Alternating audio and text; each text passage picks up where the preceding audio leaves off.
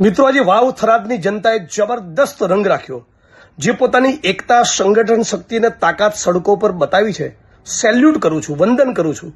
ગુજરાતની અંદર જે પ્રમાણે દારૂ અને ડ્રગ્સનો કાળો કારોબાર એ ભરડો લઈ ચૂક્યું છે, ગુજરાતની અનેક બેન દીકરી માતાઓને વિધવા બનાવી ચૂક્યું છે, ડ્રગ્સ યુવા પેઢીને બરબાદ કરી રહ્યું છે. આના મુદ્દેની કેમ્પેન, આના મુદ્દેના એક આંદોલનની શરૂઆત થરાદથી થઈ અને એ છતાં મને એપ્રિશિએટ કરવાના બદલે જે પ્રમાણે બદનામ કરવામાં આવ્યો, એ મારી બદનામીની વિરુદ્ધમાં તમે પોતાને માઠું લાગ્યું હોય, તમારું પોતાનું અપમાન થયું, એ રીતે તમે જે પ્રમાણે મારા સમર્થનમાં રોડ ઉપર ઉતરી આવ્યા, સમગ્ર સર્વ સમાજના વાવ થરાદના લોકોને હું વંદન કરું છું, હું સેલ્યુટ કરું છું.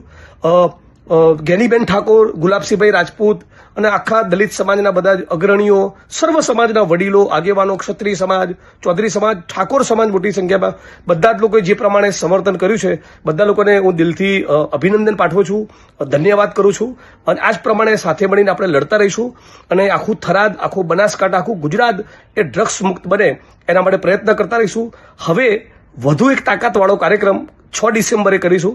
ડૉક્ટર બાબા સાહેબ આંબેડકરનો નિર્વાણ દિન છે, એ દિવસે હું આવું છું ફરી એકવાર થરાદ. તો ફરી એકવાર મોટો મોરચા માટે તૈયાર થઈ જાઓ, ફરી એકવાર તાકાત બતાવીએ, ફરી એકવાર સંગઠન શક્તિ બતાવીએ. 6 ડિસેમ્બરે સાંજે થરાદ.